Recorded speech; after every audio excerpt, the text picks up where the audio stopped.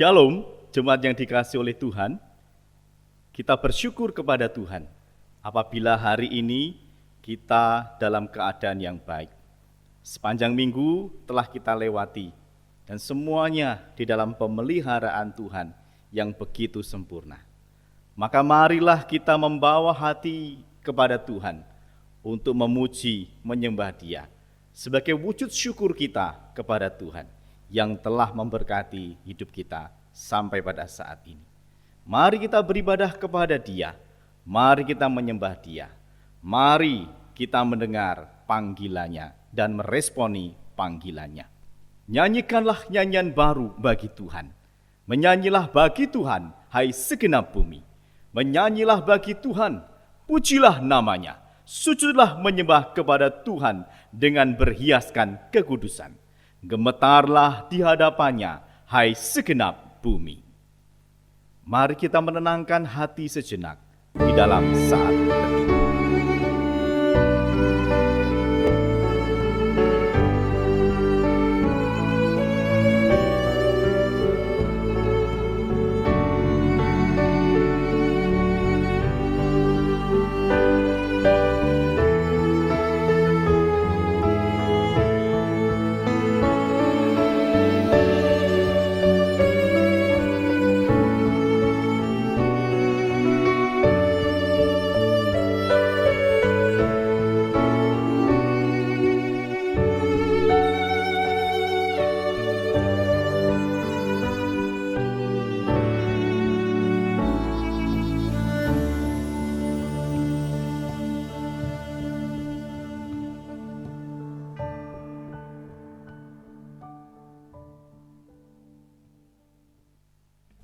Pertolongan ibadah pagi ini datangnya dari Allah yang menciptakan langit dan bumi serta segala isinya. Kasih karunia dan damai sejahtera dari Allah Tritunggal menyertai saudara sekalian. Kristus Yesus adalah Raja di atas segala raja, yang berkuasa baik di bumi maupun di surga. Maka mari kita memuja Dia, Raja di atas segala raja, Raja yang berkuasa dan mengasihi kita. Rajakanlah Yesus. Rajakanlah Yesus, Anak Domba Allah. Dengarlah suara pujian kumandang di surga. Bangunlah jiwaku, bersama pujilah Tuhan yang mati bagiku. Pujilah selamanya. Rajakanlah Yesus, Anak Tunggal Allah. Bergemarlah pengikutnya, Dia pun manusia. Segala sengsara telah ditanggungnya, sehingga kita mendapat kehidupan kekal. Rajakanlah Yesus, Tuhan sumber hidup. Rajakanlah Yesus, Tuhan sumber hidup. Segala bangsa diselamatkan, maut telah dilenyapkan. Marilah memuji, masyurkan rahmat-Nya. Hidup kekal Dia berikan karena kematian-Nya. Angkatlah kepalamu, hai pintu-pintu gerbang, dan terangkatlah kamu, hai pintu-pintu yang berabad-abad, supaya masuk Raja kemuliaan. Siapakah Dia itu, Raja kemuliaan? Tuhan semesta alam. Dialah Raja kemuliaan. Jemaat yang dikasihi oleh Tuhan, Kristus Yesus adalah Raja yang memerintah semesta untuk menghadirkan damai sejahtera bagi semesta alam. Dia disebut sebagai Raja Damai, mendamaikan perseteruan antara Allah yang kudus dengan manusia yang berdosa dan yang memberontak kepadanya. Oh Yesusku, Engkaulah Raja Damai. Kau datang ke dunia, selamatkan manusia. Oh Yesusku, Kau Tuhan penuh kasih. Kau berikan hidupmu untuk hapus dosaku. Kaulah Allah yang kupuji, Kaulah Allah yang kusembah. Kemuliaan bagimu di tempat maha tinggi. Kemuliaan bagimu di tempat maha tinggi.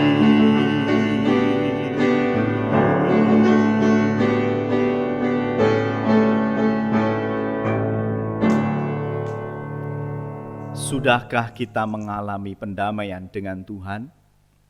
Marilah kita datang kepada Sang Raja Damai itu, mengaku dosa dan meminta pendamaian dengan Allah. Mari kita berdoa. Tuhan, kami mengakui bahwa Engkau adalah Raja di atas segala raja, yang berkuasa atas hidup kami. Tetapi kami menyadari bahwa kami sering menggantikan kuasa Tuhan dengan kuasa-kuasa lainnya, termasuk dengan kuasa diri kami sendiri. Sehingga setiap pikiran, perkataan, dan perbuatan kami bukan lagi dikuasai oleh Tuhan, tapi dikuasai oleh kedagingan kami, oleh dosa, dan keinginan-keinginan duniawi. Sehingga kami justru jatuh di dalam dosa, semakin jauh dari kuasa Tuhan. Bapa di dalam surga, kiranya Tuhan Engkau berkenan berbelas kasihan kepada kami dan mengaruniakan kepada kami pengampunan. Kiranya di dalam Putramu Yesus Kristus, Raja di atas segala raja itu, memberi kepada kami pengampunan atas dosa, sehingga kami kembali mengalami kelayakan di hadapan Tuhan. Dan tolong kami ya Tuhan, membuka hati kami untuk Kristus bertahta di dalam hidup kami, menguasai kami, dan memimpin hidup kami. Sehingga setiap pemikiran, perkataan, dan perbuatan kami, segalanya adalah untuk memuliakan nama Tuhan. Terima kasih Tuhan, kami sungguh bersyukur untuk pengampunan yang telah Tuhan berikan kepada kami. Di dalam nama Putramu Yesus Kristus, kami berdoa dan mengucap syukur. Amin. Berbahagialah orang yang diampuni pelanggarannya, yang dosanya ditutupi. Berbahagialah manusia yang kesalahannya tidak diperhitungkan Tuhan. Maka dengarkanlah berita anugerah. Sebab di dalam Dia dan oleh darahnya kita beroleh penebusan, yaitu pengampunan dosa, menurut kekayaan kasih karunia-Nya. Efesus 1 ayat yang ke-7. Dan sebagai respon kita atas pengampunan yang Tuhan sudah berikan kepada kita, mari kita hidup dengan perintah Tuhan, melakukan apa yang menjadi kehendak Tuhan. Sebagaimana yang terdapat di dalam 1 Petrus 3 ayat 15a. Mari kita membaca bersama-sama petunjuk hidup baru. Tetapi kuduskanlah Kristus di dalam hatimu sebagai Tuhan. 1 Petrus 3 ayat 15a. Jemaat yang dikasihi oleh Tuhan, adakah Kristus bertahta senantiasa di dalam hidup kita, menguasai kita, sehingga kita selalu mengakui bahwa Tuhan adalah Raja, segala Raja, yang tidak hanya menguasai alam semesta, tetapi juga menguasai hidup kita. Oleh sebab itu mari kita sembah Dia, mari kita tinggikan Dia, dan jadikan Dia Raja di dalam hati kita, menguasai hidup kita. Mari sembah Dia, Raja segala Raja. Hatiku penuh nyanyian, hatiku penuh nyanyian, hatiku bernyanyi untuk Raja segala Raja. Dialah Raja, Raja, Dialah Tuhan, Tuhan. Namanya Yesus, Yesus, Yesus, Yesus, oh Raja. Aku anak Raja, engkau anak Raja, kita semua anak Raja. Aku anak Raja, engkau anak Raja, kita semua anak Raja. Haleluya, puji Tuhan, haleluya, puji Tuhan, haleluya, puji Tuhan, haleluya, haleluya, puji Tuhan, haleluya, puji Tuhan, haleluya, puji Tuhan, haleluya. Mari bersama dengan umat Tuhan di sepanjang segala abad dan tempat, kita mengikrarkan kembali pengakuan iman kita, seturut dengan pengakuan iman rasuli. Biarlah setiap kita, orang yang percaya, mengaku demikian. Aku percaya kepada Allah, Bapa yang Maha Kuasa, Khalik langit dan bumi. Aku percaya kepada Yesus Kristus, anaknya yang tunggal Tuhan kita, yang dikandung dari Roh Kudus, lahir dari anak darah Maria, yang menderita sengsara di bawah pemerintahan Pontius Pilatus, disalibkan, mati dan dikuburkan, turun ke dalam kerajaan maut. Pada hari yang ketiga, bangkit pula dari antara orang mati, naik ke surga, duduk di sebelah kanan Allah, Bapa yang Maha Kuasa. Dan dari sana Ia akan datang untuk menghakimi orang yang hidup dan yang mati.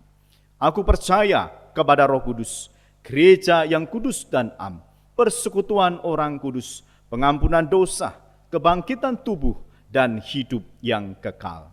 Amin.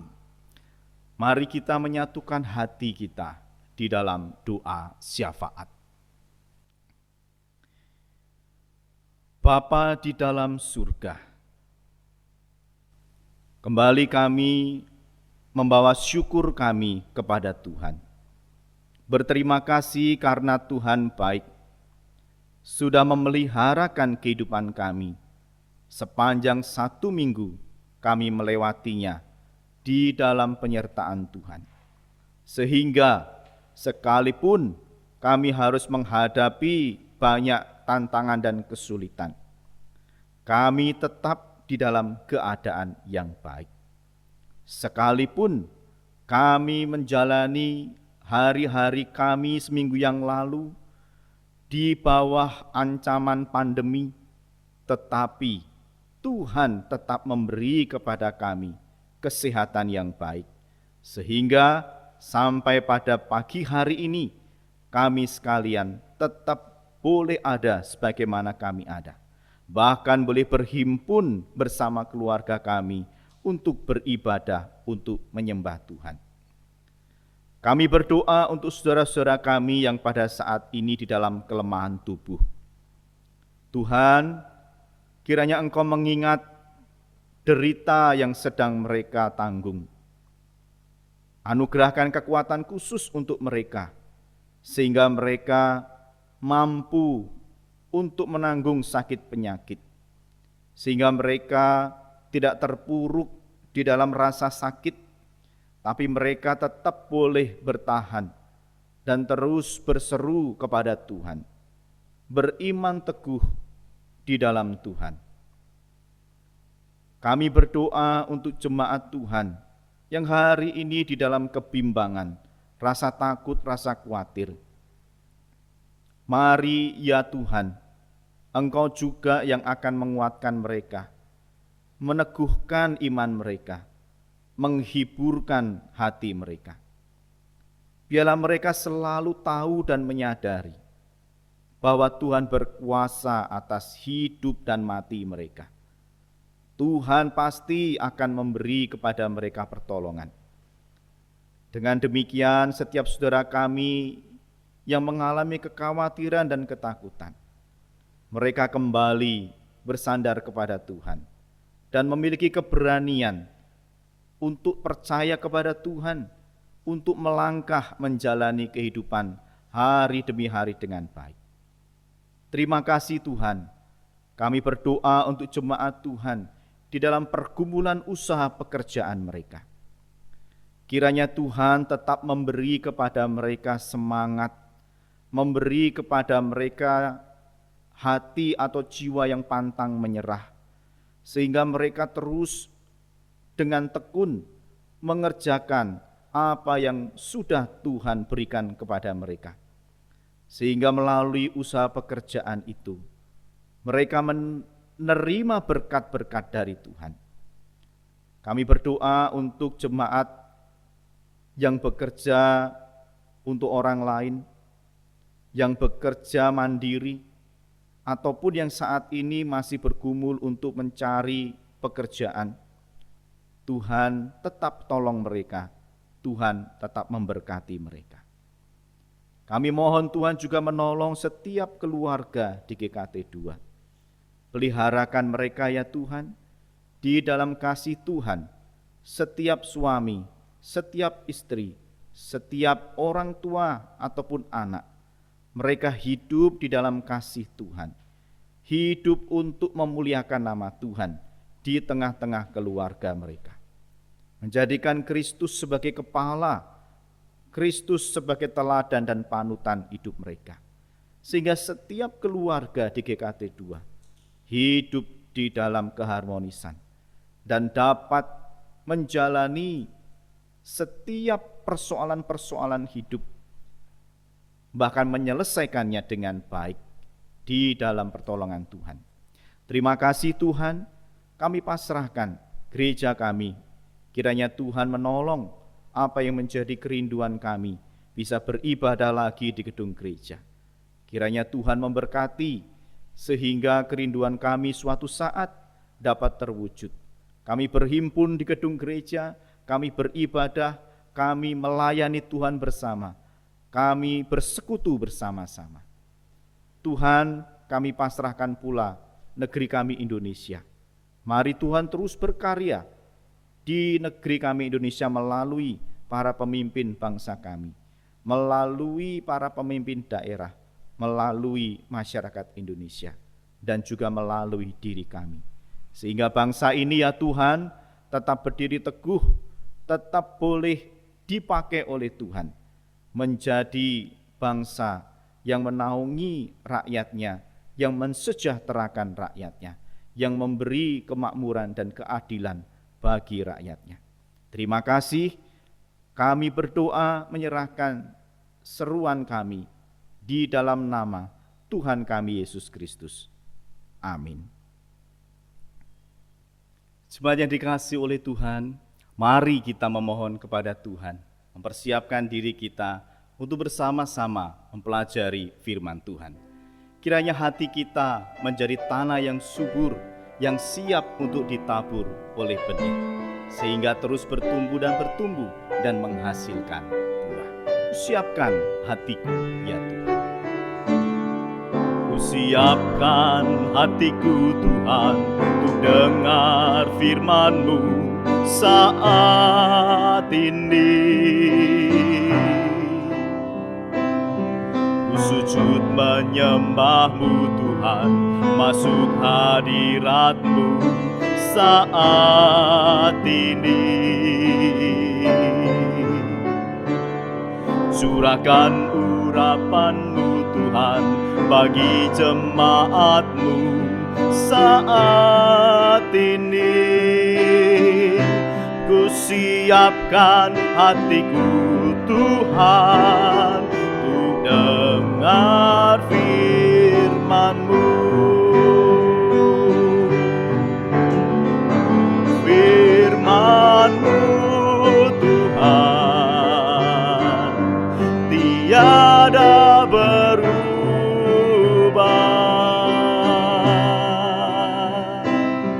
dahulu, sekarang, selama-lamanya tiada berubah.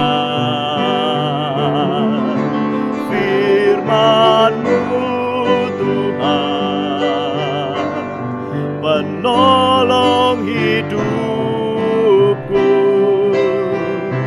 Ku siapkan hatiku Tuhan untuk dengar firman-Mu.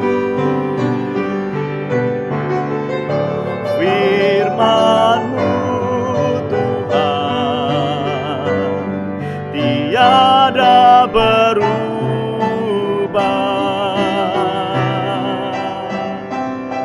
dahulu, sekarang, selama-lamanya tiada berubah.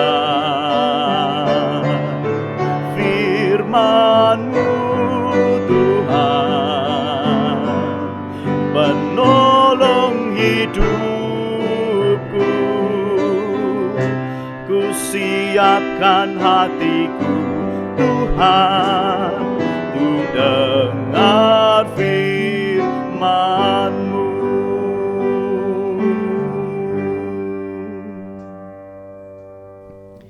Tuhan, kami siap untuk mendengarkan kebenaran sabda Tuhan. Maka berfirmanlah kepada kami saat ini. Di dalam nama Yesus kami berdoa. Amin. Jemaat yang dikasihi oleh Tuhan, mari kita akan bersama-sama mempelajari bagian firman Tuhan. Saya mengajak Bapak Ibu Saudara membuka bagian firman Tuhan di dalam kitab Yeremia pasal yang ke-23 ayat 1 hingga ayat yang ke-6. Yeremia 23 ayat 1 hingga ayat yang ke-6. Saya akan membacakan, demikianlah firman Tuhan. Celakalah para gembala yang membiarkan kambing domba gembalaanku hilang dan terserak. Demikianlah firman Tuhan. Sebab itu beginilah firman Tuhan Allah Israel terhadap para gembala yang menggembalakan bangsaku. Kamu telah membiarkan kambing dombaku terserak dan tercerai-berai, dan kamu tidak menjaganya. Maka ketahuilah, aku akan membalaskan kepadamu perbuatan-perbuatanmu yang jahat. Demikianlah firman Tuhan. Dan aku sendiri akan mengumpulkan sisa-sisa kambing dombaku dari segala negeri kemana aku mencerai-beraikan mereka. Dan aku akan membawa mereka kembali ke padang mereka. Mereka akan berkembang biak dan bertambah banyak. Aku akan mengangkat atas mereka gembala-gembala yang akan menggembalakan mereka, sehingga mereka tidak takut lagi, tidak terkejut, dan tidak hilang seekor pun. Demikianlah firman Tuhan. Sesungguhnya waktunya akan datang, demikianlah firman Tuhan, bahwa aku akan menumbuhkan tunas adil bagi Daud. Ia akan memerintah sebagai raja yang bijaksana dan akan melakukan keadilan dan kebenaran di negeri. Dalam zamannya Yehuda akan dibebaskan dan Israel akan hidup dengan tentram. Dan inilah namanya yang diberikan orang kepadanya, Tuhan keadilan kita. Satu bagian lagi di dalam perjanjian baru, yaitu surat Kolose pasal yang pertama ayat yang ke-13 hingga ayat yang ke-20. Surat Kolose pasal yang pertama kita akan membaca dari ayat 13 hingga ayat yang ke-20. Saya akan membacakan untuk Bapak Ibu Saudara sekalian. Ia telah melepaskan kita dari kuasa kegelapan dan memindahkan kita ke dalam kerajaan anaknya yang kekasih. Di dalam Dia kita memiliki penebusan kita, yaitu pengampunan dosa. Ia adalah gambar Allah yang tidak kelihatan, yang sulung, lebih utama dari segala yang diciptakan. Karena di dalam Dialah telah diciptakan segala sesuatu, yang ada di surga dan yang ada di bumi, yang kelihatan dan yang tidak kelihatan, baik singgasana maupun kerajaan, baik pemerintah maupun penguasa. Segala sesuatu diciptakan oleh Dia dan untuk Dia. Ia ada terlebih dahulu dari segala sesuatu, dan segala sesuatu ada di dalam Dia. Ialah kepala tubuh, yaitu jemaat. Ialah yang sulung yang pertama bangkit dari antara orang mati, sehingga Ia yang lebih utama dari segala sesuatu.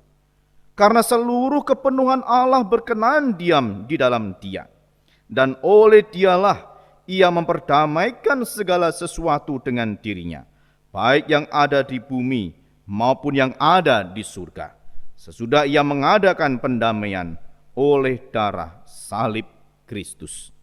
Bapak Ibu yang dikasihi oleh Tuhan, apakah yang ada di dalam pikiran setiap orang yang ingin mencalonkan dirinya menjadi seorang presiden?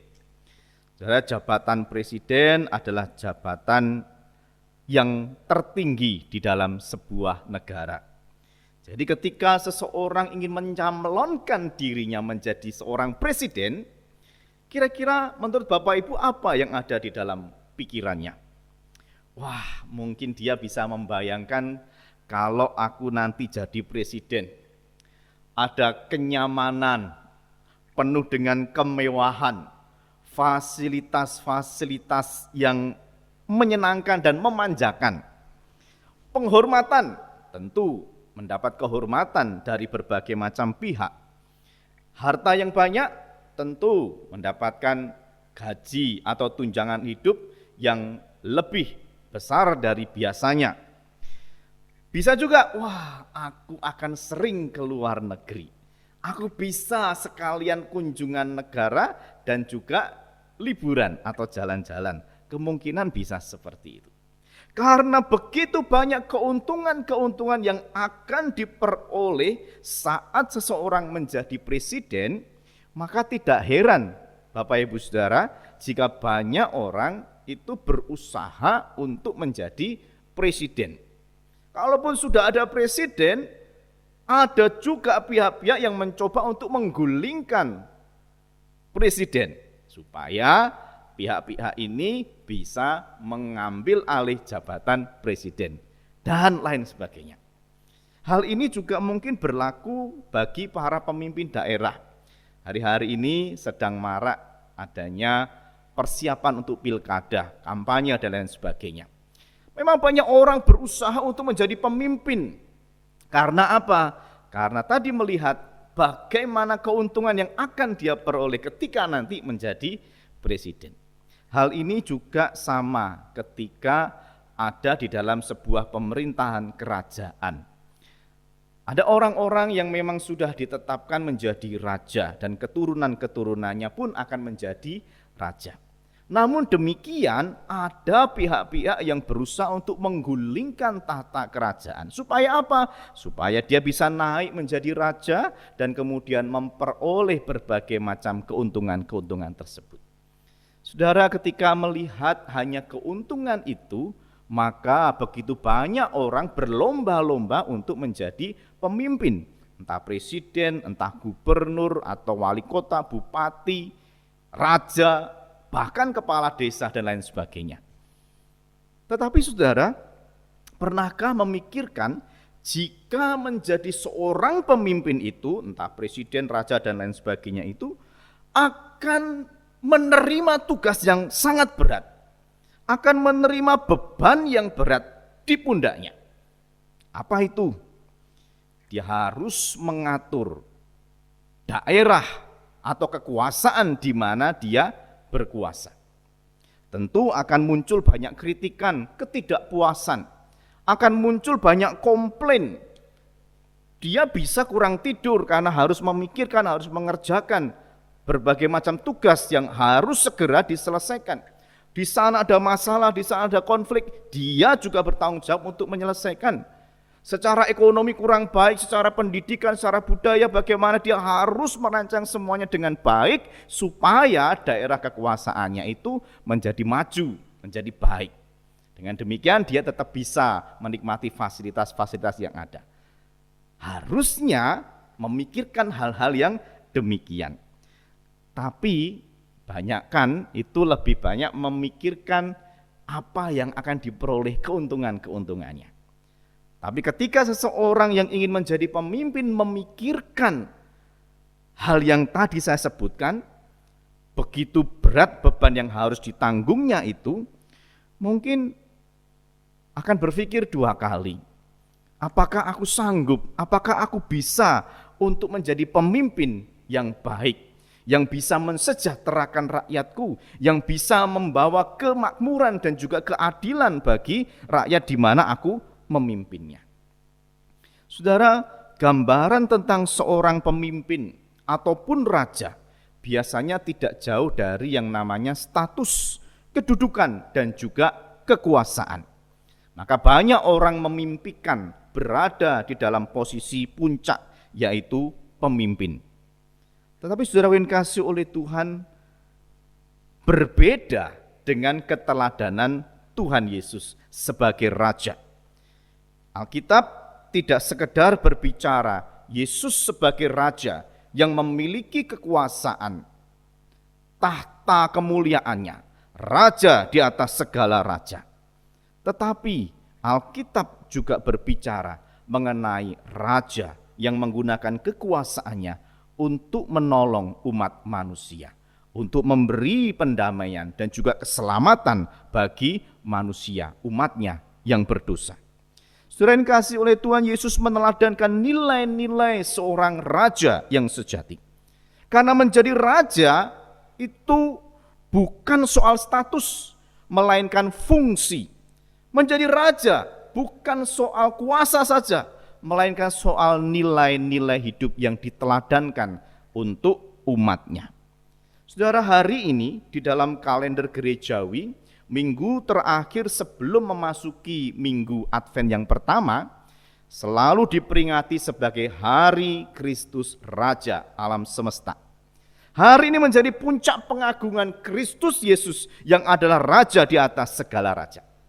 Memang itu ada dimensi eskatologis atau nanti di akhir zaman, gitu ya. Tetapi kita tahu bahwa Yesus adalah Raja di atas segala raja yang kekal.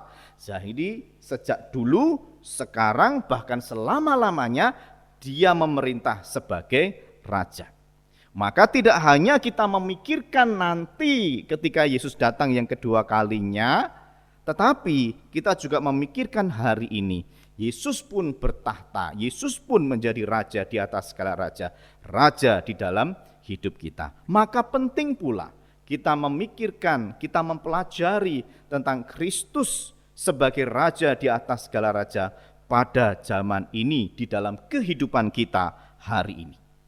Saudara yang dikasihi oleh Tuhan, di dalam Yeremia 23 ayat 1 sampai 6 dikisahkan bagaimana Tuhan sangat kecewa, Tuhan sangat marah besar kepada para pemimpin Israel, baik pemerintah maupun pemimpin agama, termasuk juga nabi-nabi palsu.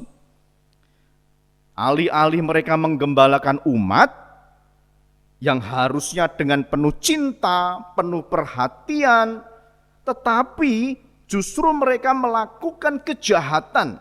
Justru para pemimpin ini menindas umatnya dengan ketidakjujuran, dengan ketidakadilan, memanfaatkan umatnya untuk keuntungan dirinya sendiri.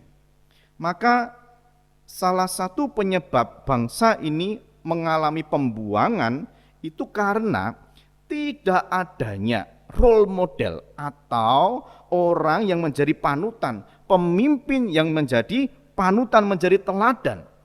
Karena sudah tidak ada gembala yang mau memikirkan umatnya, yang mau memperhatikan kesejahteraan umatnya. Gembala-gembala ini, baik raja di dalam pemerintahan, baik itu pemimpin-pemimpin agama, dan juga nabi-nabi yang palsu itu, mereka justru memeras umatnya, memeras rakyat. Sehingga rakyat pun mengalami berbagai macam kesulitan di dalam hidup mereka, bahkan semakin jauh dari Tuhan. Maka Tuhan menghancurkan bangsa ini, menggulingkan kerajaan ini. Saudara, para pemimpin-pemimpin ini tidak melindungi umatnya, justru memeras umat di dalam kelemahan dan keterbatasan umat. Maka dalam Yeremia tadi, Tuhan ingin memilih gembala-gembala baru, para pemimpin-pemimpin baru ketika nanti pulang dari pembuangan.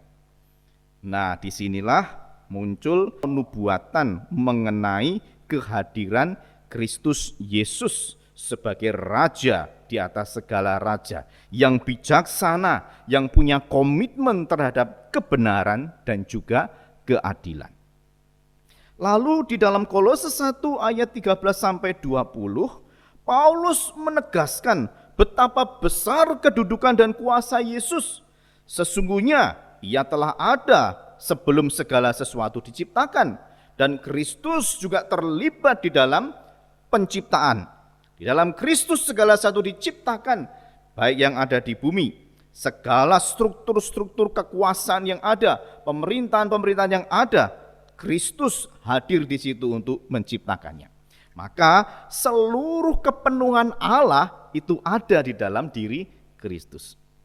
Paulus menyebut bahwa Kristus yang penuh kuasa itu rela berkorban, mengambil realitas atau jati diri kehidupan dari umat manusia, menumpahkan darahnya di kayu salib demi misi pendamaian antara Allah dengan umat manusia, antara surga dengan bumi.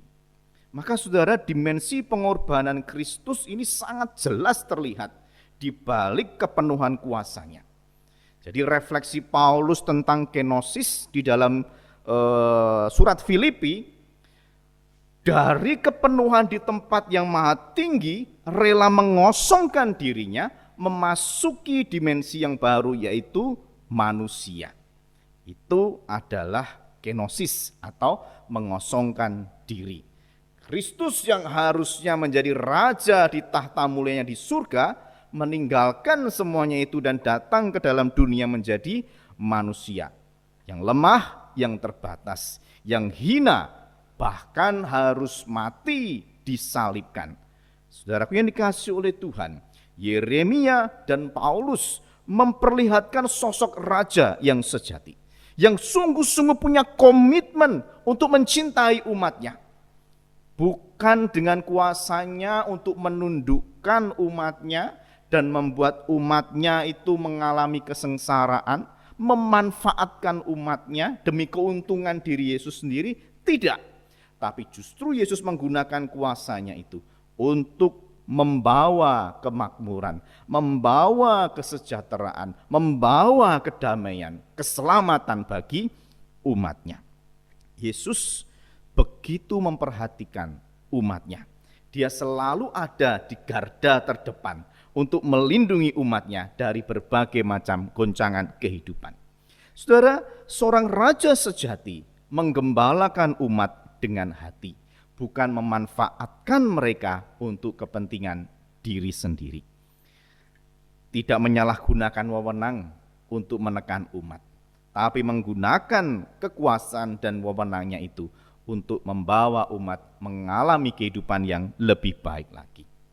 Saudara yang kasih oleh Tuhan, seharusnya seorang raja sejati memiliki telinga untuk mendengar suara rakyat, suara umat, serta mau menolong dengan berbagai macam usahanya tanpa pamrih. Seorang raja harus berani turun dari tahta dan sungguh-sungguh hadir di tengah-tengah umat yang pada saat itu berteriak untuk meminta pertolongan, yang mengalami penindasan dan lain sebagainya. Dia berempati dan dia memberikan sentuhan yang nyata untuk melindungi serta menolong umatnya yang berada di dalam kesesakan. Ia meletakkan dasar-dasar kebenaran dan menegakkan nilai-nilai keadilan di tengah-tengah umatnya. Inilah yang dilakukan oleh Kristus Yesus, Raja semesta alam. Dia tidak tinggal enak-enak di dalam surga dan melihat penderitaan umat manusia yang sedang berjalan menuju kepada penghukuman yang kekal. Tapi dia turun ke dalam dunia untuk membawa umatnya yang berdosa itu kembali kepada dia, mengalami keselamatan dan mengalami hidup yang kekal. Saudara, nilai-nilai penting inilah yang ada di dalam diri Raja kita, Yesus Kristus. Ketika dia datang ke dalam dunia dalam wujud manusia yang lemah, yang terbatas, dia mau melayani manusia, dia mau menyembuhkan manusia, dia mau menghiburkan, dia mau mengampuni, bahkan dia rela menderita demi keselamatan umatnya. Saudaraku yang dikasihi oleh Tuhan, ketaatan dan kerelaan Kristus menuntaskan misi ilahi, yaitu meninggalkan kemegahannya di surga dan membuktikan bahwa dia raja di atas segala raja. Raja yang bukan hanya tinggal di tahta kemuliaan, tapi raja yang mau tinggal di dalam kehinaan untuk memperhatikan dan menolong serta memulihkan umatnya. Saudara-saudaraku yang dikasihi oleh Tuhan, di dalam perenungan pada pagi hari ini kita diingatkan bahwa Kristus memang raja di atas segala raja. Tetapi dia tidak berada jauh di sana, tapi dia dekat dengan kita. Dia berada bersama-sama dengan kita. Sekalipun Yesus hari ini tidak lagi bersama kita, tapi dia berada dalam surga mulia, tetapi dia tetap ada di dalam hati kita. Raja yang sejati itu selalu tinggal di dalam hati kita, yang memberi kepada kita kekuatan serta penghiburan di dalam menjalani perjalanan hidup kita di tengah dunia yang sulit ini. Saudaraku yang dikasihi oleh Tuhan, memang kelak kita akan bersama-sama dengan Kristus untuk memerintah langit dan bumi yang baru. Tetapi itu nanti, Bapak Ibu Saudara. Dan kita hari ini hidup sekarang di saat ini. Mari kita memikirkan apa yang harus kita lakukan. Alih-alih kita memikirkan nanti saya dapat fasilitas dari Yesus, nanti saya mendapatkan tahta, mendapatkan rumah yang seperti ini dan lain sebagainya. Ya, daripada kita memikirkan hal yang seperti itu, yang itu nanti, lebih baik kita memikirkan yang sekarang ini. Keteladanan dari Yesus yang kita lakukan, yang kita teladankan kepada orang-orang lain. Mari kita juga memperhatikan hal ini dengan baik. Biarlah Kristus, Raja di atas segala raja, yang memerintah hidup kita itu, yang menguasai hidup kita itu, menolong kita agar kita dapat hidup di dalam kuasa-Nya dan menggunakan kuasa yang Tuhan berikan itu untuk menolong orang-orang di sekeliling kita, berempati, memperhatikan mereka, mengambil tindakan-tindakan nyata untuk menolong orang-orang di sekeliling kita. Sehingga kita yang disebut sebagai anak raja itu betul-betul memperhatikan orang-orang yang berada di dalam penderitaan. Saudara yang kasih oleh Tuhan, biarlah kita pun juga menjadi pendamai, menjadi anak-anak raja yang mau menebar kedamaian, yang mau menebar cinta kasih kepada orang-orang di sekeliling kita. Saudara yang dikasih oleh Tuhan, kiranya kita ditolong di dalam peringatan Kristus Raja alam semesta pada saat ini, mengenali bahwa Yesus adalah Raja yang sejati, Raja yang berkuasa, yang menggunakan kuasanya untuk menolong umatnya, memberi kesejahteraan dan kedamaian, bahkan keselamatan bagi umatnya.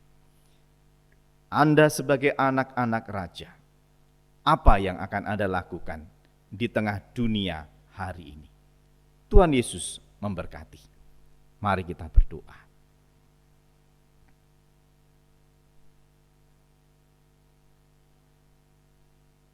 Tuhan, ajarlah kami untuk meneladani pribadi-Mu sebagai Raja yang mengasihi umat. Kami kelak akan bersama Engkau memerintah di bumi dan langit yang baru. Maka dalam menanti kedatangan-Mu yang kedua kali, kiranya kami meneladani dan meneladankan hidup Kristus Raja kami. Terima kasih ya Tuhan. Kami berdoa serta memohon di dalam nama Tuhan kami Yesus Kristus. Amin. Jemaat yang dikasihi oleh Tuhan, mari kita mengakhiri ibadah pada pagi hari ini dengan penucapan syukur kepada Tuhan. Kita naikkan segala pujian, hormat, serta kemuliaan bagi Allah Tritunggal. Puji Allah Bapa Putra, puji Allah Roh Kudus, ketiganya yang esa, pohon selamat, sumber berkat.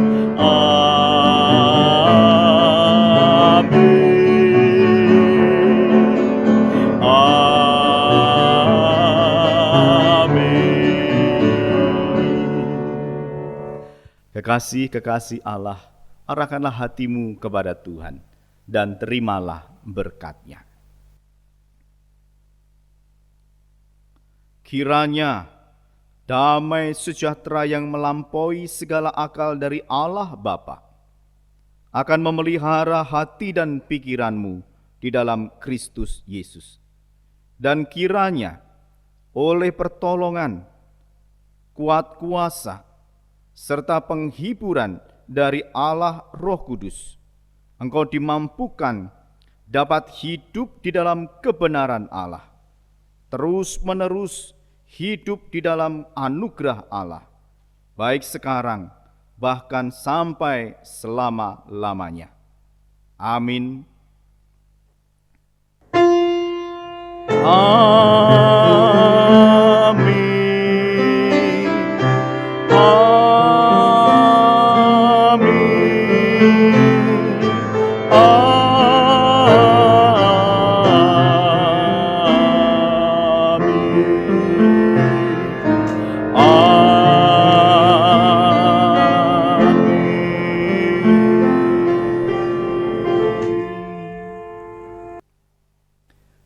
Kebaktian selesai, jemaat dipersilahkan mengambil saat teduh. Sampai jumpa minggu depan, dan Tuhan Yesus memberkati Bapak Ibu Saudara sekalian.